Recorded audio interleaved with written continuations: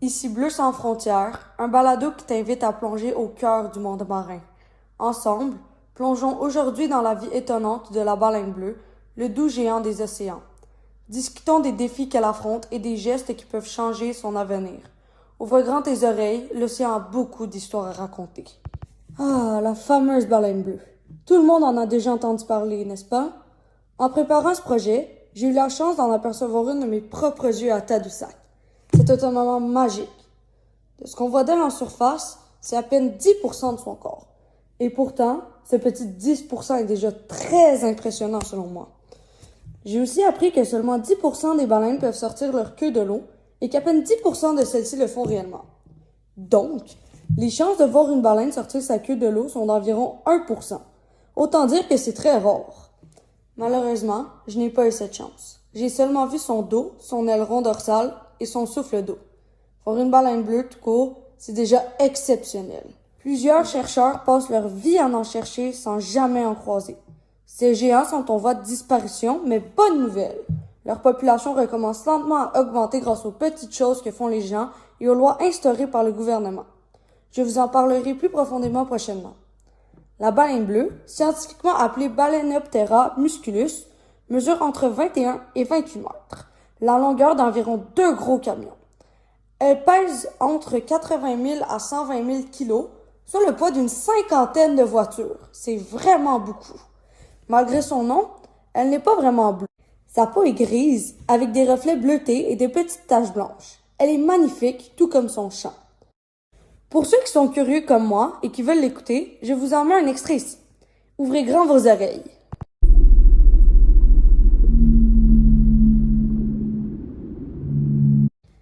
C'est magnifique, non? On peut trouver des baleines bleues dans presque toutes les eaux du globe, des mers subtropicales aux eaux polaires. Elles préfèrent les eaux froides riches en plancton, surtout en automne, hiver et printemps. Ici même, au Québec, on peut les apercevoir dans le golfe du Saint-Laurent et les eaux du Saguenay. Impressionnant, non? Si près de chez nous! Côté alimentation, la baleine bleue se nourrit principalement de krill, qui sont de minuscules crevettes appartenant à la famille des crustacés euphausiacés, et de plancton, qui sont un mélange d'algues et de krill. Chaque jour, elle avale environ 16 tonnes de nourriture, soit 12% de son poids. Oui, c'est énorme! Comme nous, c'est un mammifère, ce qui veut dire qu'au niveau de la reproduction, je vous laisse deviner. Elle atteint la maturité sexuelle vers 10 ans. La gestation dure environ 10 à 12 mois et la femelle allaite son petit pendant presque 1 an. Les baleines bleues sont plutôt solitaires, mais il arrive d'en apercevoir en duo ou en petits groupes. Elles remontent régulièrement à la surface pour respirer, puis plongent à plus de 200 mètres de profondeur pendant 10 à 30 minutes. Leur espérance de vie est semblable à la nôtre, environ 80 ans. Aujourd'hui, on estime qu'il ne reste que 5 000 à 15 000 individus dans les océans. Découvrons maintenant pourquoi ces géants sont si menacés. Les changements climatiques affectent énormément les baleines bleues. La hausse des températures de l'eau modifie les courants marins et bouleverse leur environnement. De plus, la fonte des glaces réduit la quantité de plancton, leur principale source de nourriture. La fonte des glaces réduit la quantité de plancton car il y a moins de nutriments dans l'eau que le plancton a besoin, car l'eau de la glace veut le diluer. Vient ensuite la chasse à la baleine. Il existe 3 types principaux. Le premier, la chasse commerciale, aujourd'hui interdite dans la plupart des pays, mais autrefois pratiquée pour vendre leur chair et leur graisse.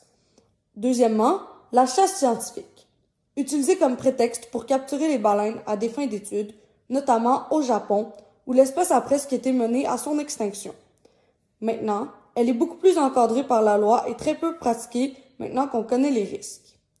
En troisième, il y a la chasse de subsistance, encore pratiquée par certains peuples autochtones pour répondre à leurs besoins essentiels. La chasse de subsistance est désormais mieux encadrée par la loi. Un autre grand danger, les collisions avec les bateaux. Même si les navires sont bruyants, les accidents sont fréquents. Les baleines peuvent être distraites ou fatiguées, par exemple lorsqu'elles dorment, allaitent ou se nourrissent et n'ont pas toujours le temps de réagir. Les collisions peuvent les blesser gravement ou les tuer sur le coup. Certaines collisions laissent des blessures à vie sur la baleine, soit sur leur nageoire dorsale ou leur colonne vertébrale. Il y a aussi la contamination des océans. Des produits chimiques qui se déversent dans la mer empoisonnent directement les baleines ou leurs proies comme le krill. Moins de krill, c'est moins de nourriture. donc plus de risques pour leur survie. Un autre impact que j'ai moi-même vécu, les croisières d'observation. J'en ai fait une à Tadoussac et même si l'expérience était incroyable, je me sens maintenant un peu coupable. Ces excursions peuvent causer un stress immense aux baleines. Comment aimeriez-vous ça être pourchassé par un navire sur des centaines de mètres? Si vous décidez d'en faire une, choisissez une compagnie responsable et respectueuse des distances. Il faut rester à au moins 500 mètres de l'animal. Et si vous êtes en kayak, ne vous approchez pas. Laissez-les tranquilles dans leur milieu naturel. Les baleines bleues peuvent aussi se retrouver prises dans des engins de pêche, comme les filets. Même un géant n'est pas à l'abri de ces pièges. Enfin, il y a la pollution sonore, souvent causée par les moteurs de bateaux. Les sons trop forts ou répétés stressent la baleine et perturbent leur communication, essentielle à leur survie. Comme pour nous, la pollution sonore nous affecte et nous stresse aussi, alors pourquoi le faire vivre à la baleine? Maintenant qu'on a vu les impacts humains, voyons ce qui est fait et ce qu'on peut faire pour les aider. Il existe deux grandes catégories de solutions, celles mises en place par les gouvernements et celles que nous, individuellement, pouvons adopter. Commençons par le côté gouvernemental. Des zones marines protégées ont été créées pour limiter le trafic maritime et réduire les risques de collision. Pour ceux qui se demandent, le trafic maritime, c'est comme le trafic en auto, mais avec des bateaux sur l'eau. La vitesse des bateaux y est aussi réduite, donnant aux baleines plus de temps pour réagir. Il existe même des systèmes de détection. Des survols aériens et drones capables de repérer les baleines et d'avertir les navires, des capteurs acoustiques qui sont sous l'eau et qui captent et enregistrent le son des baleines, et des caméras thermiques qui détectent la chaleur corporelle des baleines. Leur principal défaut? Le délai. Souvent, quand un bateau reçoit l'alerte, la baleine est déjà partie ailleurs. C'est mieux que rien, mais pas encore parfait. Pour les baleines prises dans les filets, on teste les épouvantails sonores, des dispositifs qui émettent un bruit pour éloigner les baleines. Malheureusement, ils ne fonctionnent qu'une fois sur deux. Au Québec, la loi sur les espèces menacées ou vulnérables protège directement la baleine bleue. Au Canada, la loi sur les espèces en péril vise à rétablir les populations menacées. Ensuite, il y a le GREM, le groupe de recherche et d'éducation sur les mammifères marins, qui poursuit ses recherches pour trouver des solutions durables. Mais, il n'y a pas que le gouvernement qui peut agir. Voici 5 gestes simples que chacun de nous peut poser pour aider les baleines bleues. 1. S'informer. Comprendre, c'est déjà aider. En écoutant ce balado, tu fais le premier pas. 2. Utiliser de l'eau de façon responsable. Au Québec, elle provient du Saint-Laurent, l'habitat des baleines. Et pourtant, chaque Québécois consomme en moyenne 424 litres d'eau par jour. 3. Consommer de manière réfléchie. Beaucoup de produits sont transportés par bateau, augmentant le trafic maritime et les risques de collision. 4. Réduire le plastique. Recycler et éviter le gaspillage aide à protéger les océans de la pollution. Et 5. S'impliquer localement. Si tu habites près du Saint-Laurent, participe à des nettoyages de berges ou à des activités de sensibilisation. Chaque petit geste compte. J'espère que cet épisode t'a permis de mieux comprendre les défis auxquels font face les baleines bleues et de tomber un peu plus amoureux de ces géants des mers. Merci d'avoir écouté Bleu sans frontières, c'était ton animatrice Ariane Leblanc. À très bientôt pour un nouvel épisode et d'ici là, n'oublie pas, notre océan n'a pas de frontières. Les sources qui ont aidé à faire cet épisode sont le GREM et le gouvernement du Québec. Ici Bleu sans frontières, un balado qui t'invite à plonger au cœur du monde marin. Dans ce deuxième épisode, plongeons aujourd'hui dans la vie étonnante de la loutre de mer, le plus mignon animal de l'océan. Discutons des défis qu'elle affronte et des gestes qui peuvent changer son avenir. Ouvre grand tes oreilles, l'océan a beaucoup d'histoires à raconter. La loutre de mer, aussi appelée Enhydra lutris, est un animal fascinant qui vit dans l'océan Pacifique. Elle appartient à la grande famille des mammifères et plus précisément au groupe des mammifères marins. Ce petit animal intelligent et curieux est connu pour ses comportements sociaux étonnants et sa capacité d'adaptation à la vie en mer. Ce qui la rend unique, c'est sa fourrure. C'est la plus dense du règne animal. Contrairement à d'autres mammifères marins, la loutre n'a pas de couche de graisse pour se protéger du froid. Elle compte plutôt sur sa fourrure composée de 2 couches. Une couche de poils longs et une sous-couche très serrée qui garde une fine couche d'air pour l'isoler du froid. Cette particularité lui permet de survivre dans les eaux glacées du Pacifique Nord. La loutre de mer mesure environ 1,2 mètres de long, soit un peu plus que la taille d'un enfant de 6 ans. Son poids dépend de l'endroit où elle vit et de son sexe. Dans le sud, près de la Californie, Les femelles pèsent environ 23 kg et les mâles environ 32 kg. Plus au nord, du côté de l'Alaska, de la Russie et du Japon, elles sont plus grosses. Les femelles atteignent environ 32 kg et les mâles peuvent peser jusqu'à 45 kg. Ces animaux passent presque toute leur vie dans l'eau, surtout dans les forêts de varech, d'immenses champs d'algues marines qui poussent près des côtes. Ces forêts abritent de nombreuses espèces et offrent un abri parfait pour la loutre. Elle y joue un rôle essentiel. En mangeant des oursins, elle empêche ces derniers de ronger les racines des algues. Sans les loutres, les oursins se multiplieraient et détruiraient complètement le varech, mettant en danger tout l'écosystème. C'est pour cela que la loutre de mer est considérée comme une espèce clé, c'est-à-dire une espèce indispensable à l'équilibre de son environnement. Son régime alimentaire est varié. Elle mange des crabes, des escargots, des palourdes, des moules, des oursins et d'autres invertébrés marins. Les loutres du Nord ajoutent aussi du poisson à leur menu.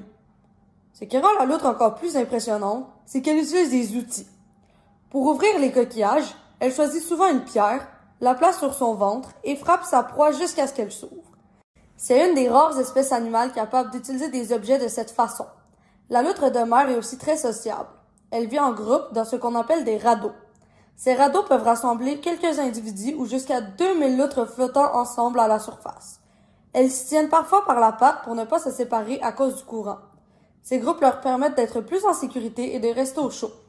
Même si elle passe presque toute sa vie dans l'eau, la loutre peut aussi se reposer sur des rochers pour se sécher, se toiletter ou prendre une pause. Comme elle ne peut pas respirer sous l'eau, elle doit remonter souvent à la surface pour reprendre son souffle. Les femelles vivent généralement entre 15 et 20 ans et les mâles entre 10 et 15 ans. La reproduction a lieu tout au long de l'année, mais elle est plus fréquente en juin. Après une gestation de 4 à 6 mois, la femelle donne naissance à un seul petit. Elle allaite son petit pendant près de 1 an et lui apprend à chasser, à nager et à se toiletter. Les loutres dorment souvent enlacées pour ne pas être séparées par les vagues. Cette relation étroite entre la mère et son bébé est un des comportements les plus touchants du monde animal. Aujourd'hui, on estime qu'il reste environ 3000 loutres de mer dans le monde. Pourquoi en reste-t-il si peu? Depuis des siècles, la loutre de mer subit de nombreuses menaces à cause des activités humaines. Autrefois, sa fourrure très douce et chaude était extrêmement recherchée. Entre les 18e et 19e siècles, elle a été massivement chassée, au point de presque disparaître. Bien que la chasse soit maintenant interdite, certaines pratiques illégales persistent encore dans certaines régions, ce qui ralentit les efforts pour faire remonter sa population. La pollution est aujourd'hui l'un des plus grands dangers pour la loutre. Les déversements de pétrole, les produits chimiques et les microplastiques polluent son habitat et abîment sa fourrure. Quand celle-ci est couverte de pétrole, elle ne peut plus emprisonner l'air et garder sa chaleur, ce qui peut causer l'hypothermie, une chute dangereuse de la température du corps. De plus, certains polluants peuvent affaiblir son système immunitaire et provoquer des maladies graves. L'une d'elles, la toxoplasmose, vient de l'eau contaminée et a été directement liée à la présence de déchets humains et animaux. Les filets de pêche et les bateaux représentent d'autres menaces importantes. Curieuses et joyeuses, les loutres s'approchent parfois des embarcations ou des filets, où elles risquent de s'en mêler et de se noyer. Les filets dérivants sont particulièrement dangereux, car ils peuvent piéger plusieurs loutres en même temps. Le passage fréquent des bateaux perturbe aussi leur environnement. Le bruit et la circulation constante provoquent du stress, dérangent leurs habitudes et nuisent à leur reproduction. Enfin, le changement climatique augmente tous ces problèmes. L'augmentation de la température de l'eau, la fonte des glaces et la montée du niveau de mer modifient l'habitat de la loutre et réduisent la disponibilité de ses proies. Les forêts de varech, déjà fragiles, sont menacées par la chaleur et par les espèces envahissantes. Tous ces facteurs combinés font de la loutre de mer est aujourd'hui classée comme une espèce en danger. Sa population est faible, dispersée et dépendante des zones côtières très sensibles. Sans une intervention rapide et coordonnée, cette espèce pourrait de nouveau être au bord de l'extinction. Heureusement, de nombreuses actions sont en cours pour protéger la loutre de mer et restaurer ses habitats. Plusieurs gouvernements et organismes, comme ceux du Canada et des États-Unis, travaillent ensemble à la mise en place des plans de gestion centrés sur la protection, la recherche et la sensibilisation. L'un des plus importants est le programme d'intervention auprès des mammifères du Pacifique, qui vient en aide aux loutres blessées, malades ou affectées par la pollution. En plus de soigner ces animaux, ce programme recueille des informations précieuses pour améliorer les stratégies de conservation. La loi sur la pêche joue aussi un rôle clé. En contrôlant l'utilisation des filets et en limitant les zones de pêche, on peut réduire les risques d'emmêlement et protéger les lieux de reproduction. Il est également important de créer des zones marines protégées où les activités humaines sont strictement encadrées. Ces espaces permettent aux populations de loutres de se reconstituer sans être dérangées. Le suivi scientifique est essentiel pour comprendre les comportements de la loutre et évaluer les effets des actions mises en place. Grâce à la recherche, les experts peuvent adapter des stratégies de protection selon les nouvelles données. Mais la science seule ne suffit pas. La sensibilisation du public est tout aussi importante. Les citoyens peuvent jouer un rôle en participant à des programmes de nettoyage, en signalant les animaux blessés ou en soutenant financièrement les organisations qui œuvrent pour leur sauvegarde. À la maison, chacun peut contribuer à la protection de la loutre en réduisant son empreinte de carbone, en limitant l'usage du plastique, en recyclant et en parlant autour de soi de la nécessité de protéger la faune marine. Ces gestes simples, multipliés par des milliers de personnes, peuvent faire une vraie différence. Enfin, la coopération internationale est indispensable, car les loutres de mer vivent dans plusieurs régions du monde. En unissant leurs efforts, les pays peuvent renforcer la lutte contre la chasse illégale, mieux surveiller les populations et préserver les zones côtières à long terme. Protéger la loutre de mer, c'est aussi protéger tout un écosystème. Elle est un indicateur de la santé de nos océans. Là où elle prospère, la vie marine est en équilibre. En prenant soin d'elle, nous prenons soin de notre planète et de son avenir. Merci d'avoir écouté Bleu sans frontières. C'était votre animatrice Ariane Leblanc. À très bientôt pour un nouvel épisode et d'ici là, n'oublie pas, notre océan n'a pas de frontières. Les sources qui m'ont aidé à faire cet épisode sont l'Aquarium de Monterey Bay, le magazine Géo, Wikipédia, l'Encyclopédie canadienne et le gouvernement du Canada. Like et abonne-toi! Ici Bleu sans frontières, un balado qui t'invite à plonger au cœur du monde marin. Dans ce deuxième épisode, plongeons aujourd'hui dans la vie étonnante du vaquita, communément appelé marsouin du Pacifique ou de la Californie. Discutons des défis qu'il affronte et des gestes qui peuvent changer son avenir. Ouvre grand tes oreilles, l'océan a beaucoup d'histoires à raconter. Le marsouin marin est l'un des mammifères les plus menacés de la planète, puisqu'il ne reste aujourd'hui qu'environ 10 individus, ce qui en fait l'espèce la plus en danger critique d'extinction au monde depuis 2017. Ce petit animal ne mesure qu'environ 1,5 m. En comparaison, pour ceux qui me connaissent, je fais environ 1,57 m, donc il est un peu plus petit que moi.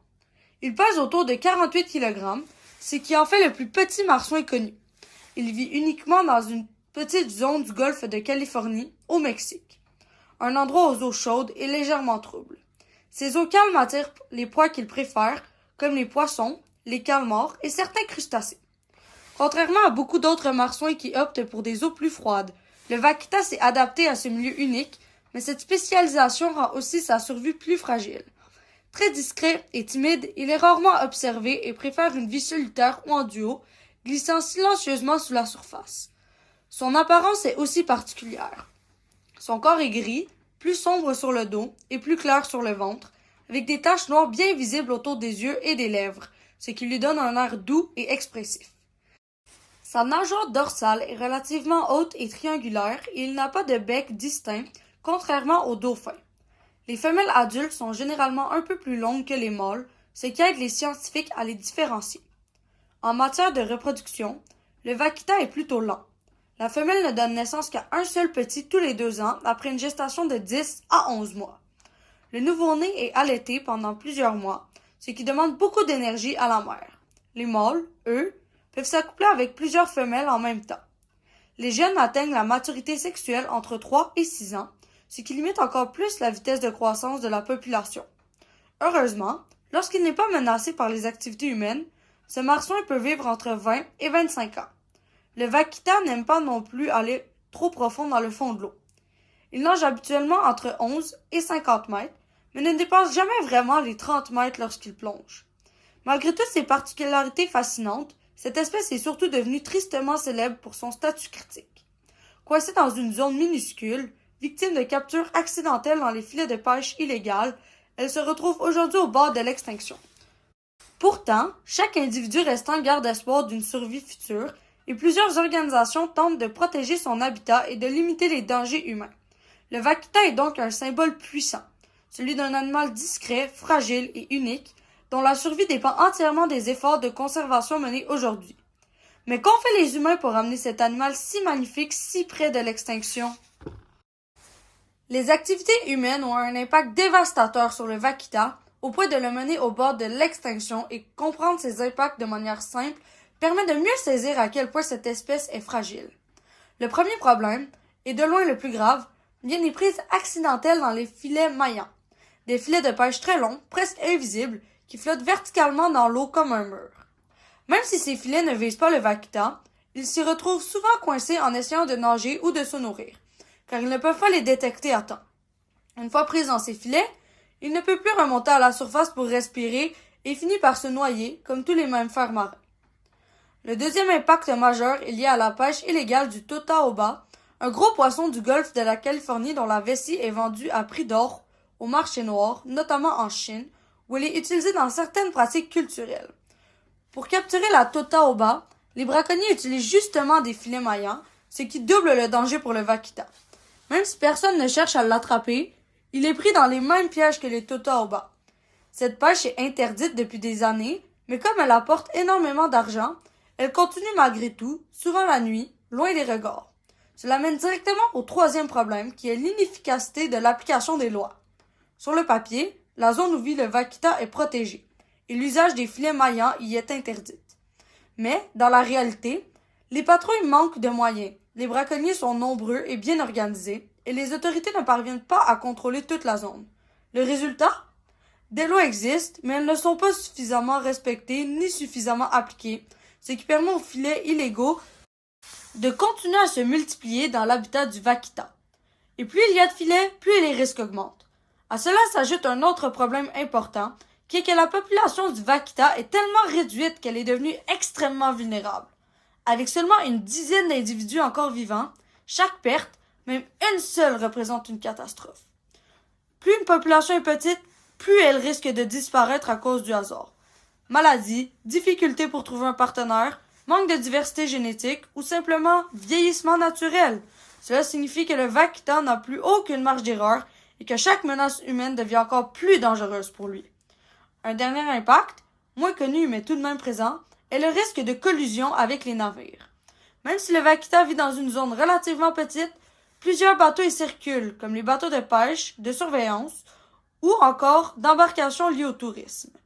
Le vaquita est très discret, nage lentement et reste souvent à la surface pour respirer. Il peut être heurté par un bateau sans que le conducteur ne le voie, ce qui peut causer des blessures graves ou la mort. La combinaison de tous ces facteurs crée une situation presque insupportable pour cette espèce. Le sort du vaquita n'est donc pas seulement une histoire de biologie, mais un appel urgent à mieux gérer nos actions pour que ce petit marsouin ait une chance de survie. Pour aider le vaquita à survivre, plusieurs solutions existent déjà, mais elles doivent être appliquées avec sérieux et constance. La première et peut-être la plus importante est l'interdiction complète des filets maillants dans la zone où vit le vaquita. Une mesure essentielle puisque ces filets sont la principale cause de sa disparition. Des organisations comme Sea Shepherd patrouillent même cette zone protégée pour retirer les filets illégaux et intercepter les braconniers. Cette action réduit directement le risque que les derniers vaquitas se retrouvent piégés. Une autre solution consiste à encourager l'utilisation de nouveaux engins de pêche, notamment ceux développés pour capturer la crevette bleue sans filet maillant. Ces outils permettent aux pêcheurs de continuer leur travail tout en évitant de mettre en danger le vaquita, ce qui rend la transition plus réaliste et acceptable pour les communautés locales. Parallèlement, des mesures de contrôle à l'exportation et des restrictions commerciales sont mises en place pour freiner le commerce illégal de totoaba.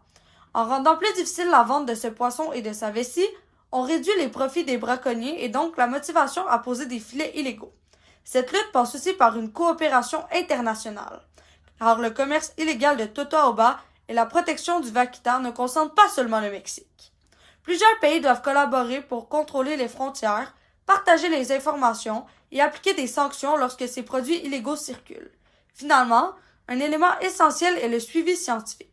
Les chercheurs surveillent le nombre de vaquitas restants, leur santé, leur comportement et leur habitat afin de mieux comprendre comment les protéger. Ce suivi aide aussi à vérifier si les mesures mises en place fonctionnent réellement ou si elles doivent être ajustées. Ensemble, toutes ces solutions forment une stratégie complète pour protéger directement le vaquita en retirant les filets dangereux, offrir des options de pêche plus sûres, réduire les motivations financières pour le braconnage, unir les pays concernés et s'appuyer sur la science pour guider les décisions. À la maison, chacun de nous peut aider aussi, même si le vaquita vit loin. Nous pouvons nous sensibiliser, soutenir les organismes comme le Sea Shepherd et soutenir les décisions environnementales du gouvernement. Grâce à ces efforts combinés, le vaquita a encore une petite chance de survie. Nous croisons tous les doigts pour que cette espèce reste parmi nous encore plusieurs années. J'espère que cet épisode t'a permis de mieux comprendre les défis auxquels font face le vaquita et de prendre conscience du risque que courent nos océans. Merci d'avoir écouté Bleu sans frontières. C'était votre animatrice Ariane Leblanc. À très bientôt pour un nouvel épisode et d'ici là, n'oublie pas, notre océan n'a pas de frontières. Les sources qui m'ont aidé à faire cet épisode sont le National Geographic, Wikipédia, le magazine Animalia, le magazine J'ai tout compris et The Ocean Foundation. Like et abonne-toi!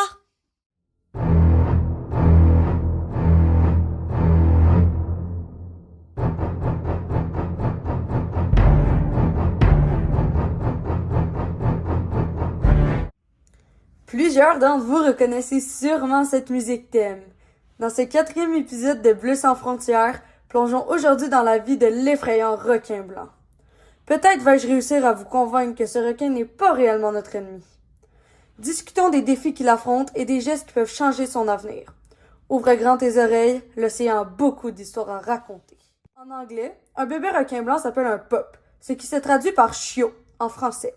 Oui, comme pour les chiens. Ce surnom vient du fait qu'autrefois, les marins remarquaient que les requins suivaient les navires pour récupérer des restes de nourriture. Ils les appelaient alors affectueusement les chiens des mers. Les bébés requins, malgré leur nom mignon, ne sont pas petits du tout. Ils mesurent environ 1,4 mètres dès leur naissance. En devenant des adultes, ils peuvent atteindre jusqu'à 6,4 mètres. Leur nom scientifique, Carcharodon carcharias, impressionne autant que leur taille. Le plus lourd requin blanc jamais enregistré pesant environ 7500 livres, soit l'équivalent de 22 500 moyennes pommes. C'est gigantesque. Côté longévité, le plus vieux mâle connu avait 73 ans. La plus vieille femelle observée aujourd'hui a environ 40 ans et elle continue de vieillir. Le requin blanc est aussi un grand voyageur. Il migre énormément et ne reste jamais longtemps dans la même zone. Une des raisons principales est son seul véritable prédateur, l'épaulard ou orque. Les scientifiques ont observé que lorsqu'un requin blanc aperçoit un épaulard, même à grande distance, il quitte immédiatement la région et n'y revient pas avant plusieurs années. C'est-à-dire à quel point l'épaulard domine les océans. Bien que le requin blanc préfère normalement les eaux tempérées et tropicales, on peut bien en retrouver dans presque tous les océans du globe. L'endroit où on observe le plus est Cape Cod aux États-Unis, principalement parce que les phoques y sont nombreux. Le requin blanc peut nager aussi bien près de la surface que jusqu'à 1280 mètres de profondeur, ce qui lui permet d'explorer une grande variété de milieux. Mais comment savoir si vous avez vu un requin blanc ou un autre requin? Pour le reconnaître, c'est simple. Il a un ventre blanc, comme son nom l'indique, et un dos pouvant aller du gris pâle au brun foncé. Ce contraste lui sert de camouflage. Vu d'en bas, son ventre clair se confond avec la lumière du soleil. Vu d'en haut, son dos sombre disparaît dans les profondeurs. Il possède aussi 7 rangées de dents qui poussent toute sa vie. Un mécanisme essentiel puisqu'il en perd énormément en capturant ses proies. Avec ses grandes dents, son alimentation est très variée. Il mange des poissons, d'autres requins, des tortues de mer, des mollusques, des mouettes, des phoques, des lions de mer, des dauphins, des marsouins et même des carcasses de baleines. Pour chasser, le requin blanc est généralement solitaire. Il arrive toutefois qu'on en observe 2 ensemble, formant une sorte de duo temporaire pour maximiser leurs chances de capturer une proie. C'est rare, mais fascinant à observer. Concernant la reproduction, les femelles retournent exactement dans la zone où elles sont nées pour donner naissance à leur tour. Cependant, les requins blancs atteignent la maturité sexuelle seulement vers l'âge de 30 ans. Ce développement extrêmement lent pose un gros problème pour leur conservation. Il faut beaucoup de temps avant qu'un individu puisse contribuer à la reproduction de l'espèce. Malheureusement, ce n'est pas la seule menace qui pèse sur ce magnifique animal. Voyons ensemble d'autres facteurs qui mettent sa survie en danger. Maintenant que nous savons que les requins blancs atteignent la maturité sexuelle très lentement, vers l'âge de 30 ans, on comprend mieux pourquoi leur population est vulnérable. En effet, il n'y a tout simplement pas assez de jeunes pour compenser les pertes. Et quand on regarde l'impact humain, le constat est alarmant. Chaque heure, environ 16 000 requins sont tués par l'activité humaine. En comparaison, un requin ne tue qu'en moyenne que moins de 10 personnes par an. À votre place, je m'inquiéterais beaucoup plus des humains que des requins blancs. La mortalité des requins peut être accidentelle ou volontaire. Parlons d'abord des accidents. Beaucoup de requins se retrouvent piégés dans les filets de pêche sans que les pêcheurs ne cherchent à les tuer. Mais pour un requin, être coincé dans un filet est extrêmement dangereux. Il ne peut plus nager, et comme il a besoin de bouger pour respirer, l'arrêt de la nage équivaut à une suffocation. Les branchies, ces petites structures par lesquelles il obtient son oxygène sur le côté de son corps, ne peuvent pas fonctionner correctement que si l'eau ne circule constamment sur elles. Sans ce mouvement, le requin se noie, même si aucune attaque humaine directe n'a été réalisée. La pollution des océans ajoute un autre danger. Le mercure présent dans l'eau est toxique pour ses prédateurs. Une exposition prolongée peut affaiblir voire tuer un requin. Malheureusement, ce n'est pas tout. Certaines personnes capturent les requins pour le plaisir, comme les pêcheurs sportifs qui les poursuivent pour les tuer ou simplement les effrayer. Ce stress constant a des effets négatifs sur la santé des requins et honnêtement, je ne sais pas pour vous, mais moi, être stressé pour rien, je ne trouve pas ça particulièrement agréable. Une autre menace bien connue est le commerce des nageoires de requins, très présent en Chine. Sans leurs nageoires, les requins ne peuvent plus nager. Incapables de bouger, ils finissent par couler au fond de l'eau et mourir par manque d'oxygène. Là encore, leurs branchies ne fonctionnent plus correctement et le requin se noie, victime d'une pratique humaine cruelle et inutile. Enfin, il existe un problème moins connu mais tout aussi sérieux. Les cages à requins. Ces cages sont utilisées pour permettre aux touristes, chercheurs ou photographes d'observer les grands requins blancs de près. Les requins, curieux par nature, ont tendance à mordre les cages pour comprendre ce qu'ils voient. Or, le métal peut casser leurs dents. Parfois, même une rangée entière à la fois. C'est exactement la raison pour laquelle le requin blanc possède plusieurs rangées de dents qui repoussent constamment. C'est un mécanisme de survie face aux incidents et aux blessures. Comme on le voit, les menaces sont nombreuses et beaucoup sont directement liées aux actions humaines. Filets, pollution, pêche sportive, commerce des nageoires ou simplement des cages d'observation mal utilisées mettent en danger ces créatures majestueuses. La question qui se pose maintenant est: comment pouvons-nous les aider à survivre et à prospérer dans nos océans? Protéger le requin blanc est essentiel car cette espèce joue un rôle majeur dans l'équilibre des océans. D'abord, plusieurs pays reconnaissent maintenant le requin blanc comme une espèce vulnérable. Cette désignation officielle est très importante car elle permet d'imposer des lois plus strictes contre sa capture. Avec de meilleures règles et de plus grandes amendes, la pêche illégale devient moins fréquente, ce qui aide les populations à mieux se rétablir. Une autre mesure essentielle est l'interdiction de la pêche aux ailerons. Cette pratique cruelle consiste à couper les ailerons d'un requin vivant avant de le rejeter à l'eau. En rendant cette pêche illégale, les gouvernements réduisent fortement la demande internationale pour les ailerons, ce qui protège directement le requin blanc et d'autres espèces de requins. La sensibilisation du public est également un outil très puissant. Pendant longtemps, les requins ont été présentés comme des monstres dangereux, ce qui a créé la peur plutôt que d'un désir de les protéger. Aujourd'hui, plusieurs programmes éducatifs visent à montrer l'importance écologique des requins et à corriger ces fausses croyances. Plus les gens comprennent leur rôle dans les océans, plus ils soutiennent leur conservation. Les sanctuaires pour requins représentent une autre solution importante. Dans ces zones protégées, la pêche est interdite, ce qui permet aux requins de se nourrir et de se reproduire en sécurité. Ces sanctuaires ont déjà montré qu'ils peuvent aider les populations à augmenter et les écosystèmes à se rééquilibrer. De plus, les organismes comme l'Atlantic White Shark Conservancy travaillent activement dans la protection du requin blanc. Ils mènent des recherches, suivent les déplacements des requins et sensibilisent les communautés locales. Leur travail aide à mieux comprendre l'espèce et à trouver les meilleures stratégies pour les protéger. Du côté personnel, chacun de nous peut aussi contribuer. Il est important de faire attention aux produits que nous achetons. Certains cosmétiques contiennent du squalane, une huile parfois tirée du foie du requin. En choisissant des versions végétales, on réduit la pression sur leur population. Réduire nos gaz à effet de serre est également essentiel, car le changement climatique perturbe l'habitat du requin blanc. En diminuant notre consommation d'énergie ou en utilisant plus souvent des transports actifs, nous aidons indirectement à protéger les océans.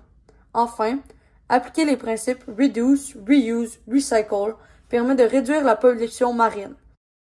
Moins de déchets dans l'océan signifie un environnement plus sain pour les requins et pour toutes les autres espèces. En combinant les efforts gouvernementaux, les actions d'organismes spécialisés et nos gestes quotidiens, il devient possible d'assurer un avenir plus sûr pour le requin blanc et de préserver la santé de nos océans. J'espère que cet épisode t'a permis de mieux comprendre les défis auxquels fait face le grand requin blanc et de réaliser que celui-ci n'est pas l'ennemi. Merci d'avoir écouté Bleu sans frontières, c'était votre animatrice Ariane Leblanc. À très bientôt pour un nouvel épisode et d'ici là, n'oublie pas, notre océan n'a pas de frontières.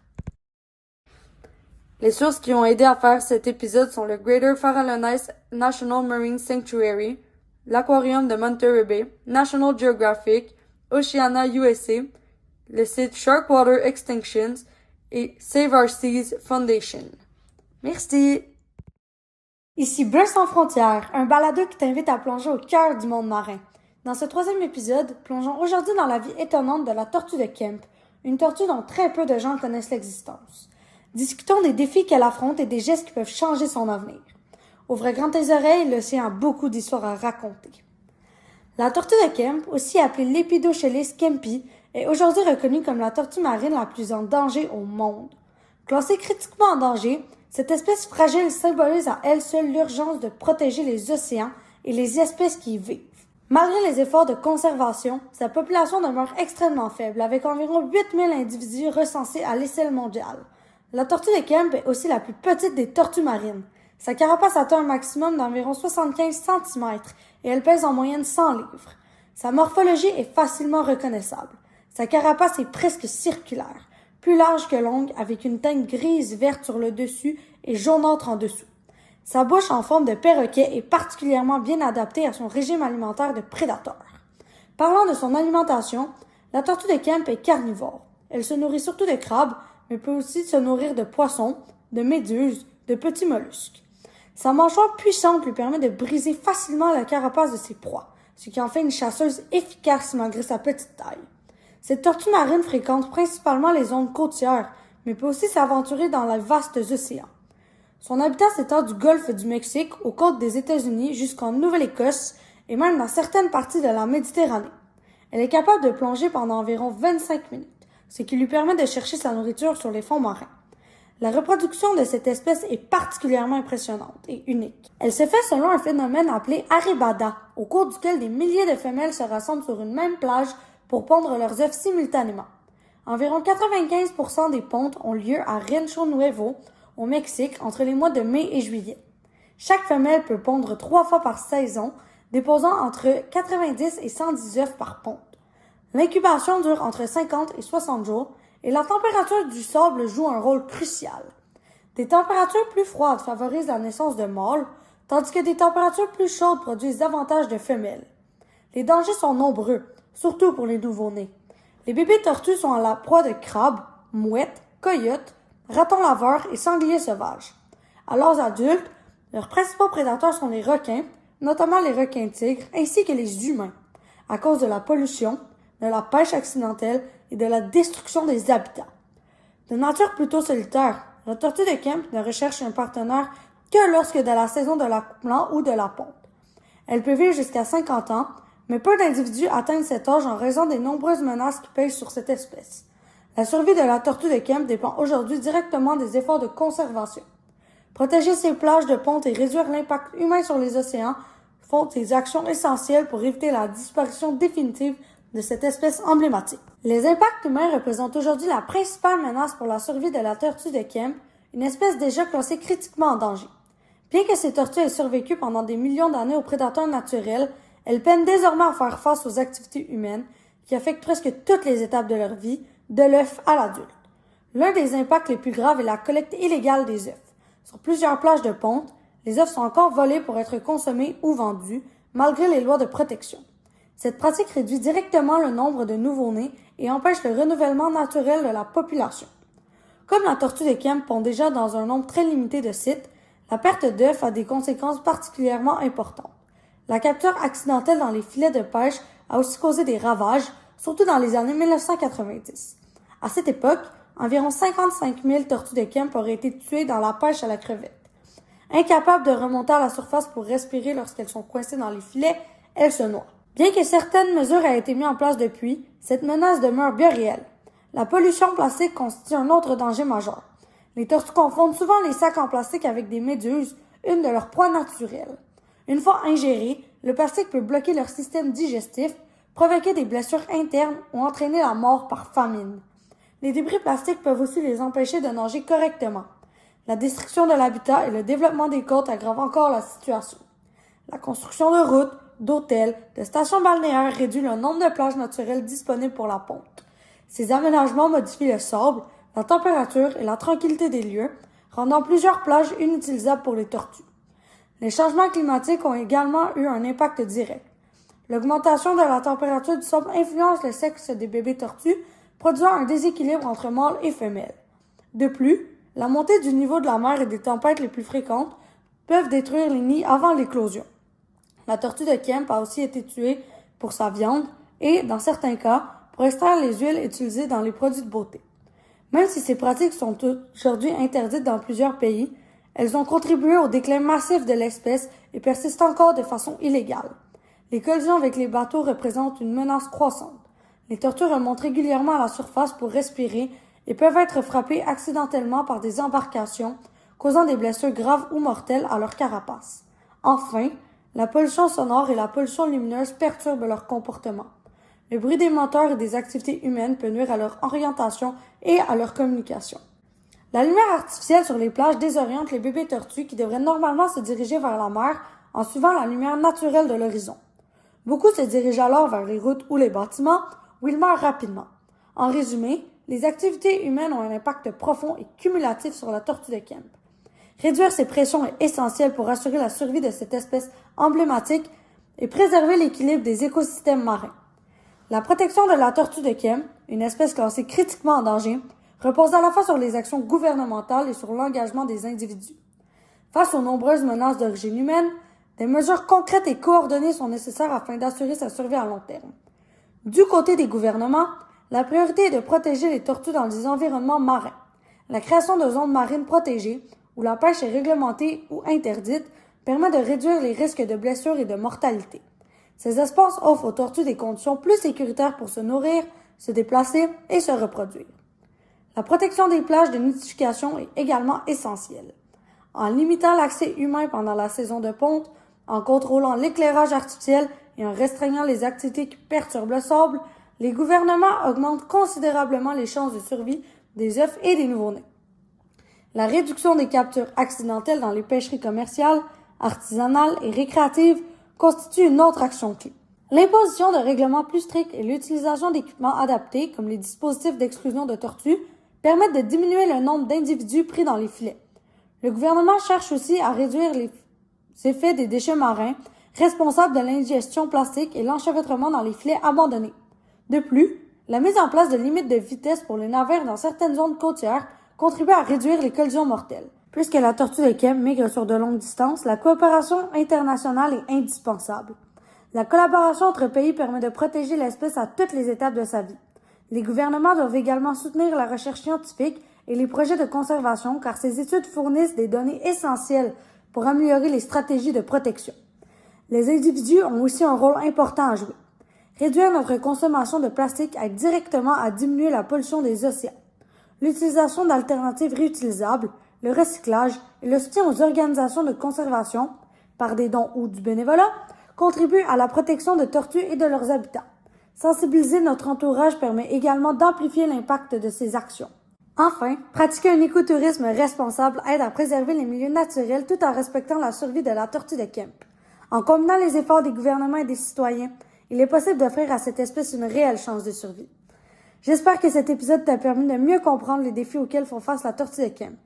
Merci d'avoir écouté Bleu sans frontières, c'était votre animatrice Ariane Leblanc. C'était le dernier épisode de cette série, j'espère qu'elle t'a plu. Et d'ici là, n'oublie pas, notre océan n'a pas de frontières. Les sources qui ont aidé à faire cet épisode sont Oceana Canada, National Wildlife Federation, Olive Ridley Project, NOAA Fisheries. Merci de votre écoute et like et abonne-toi!